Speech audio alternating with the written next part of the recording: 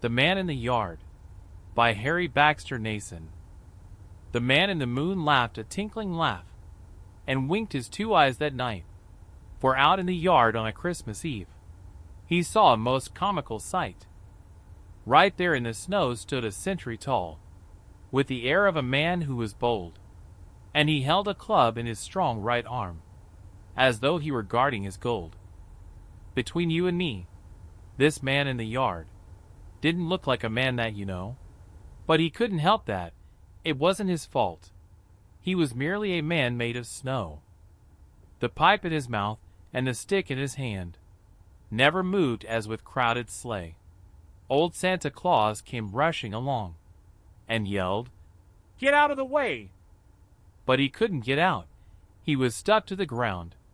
So never an inch did he go, till 8 tiny reindeer and a sleigh full of toys passed over this man made of snow. With a merry "Ha ha!"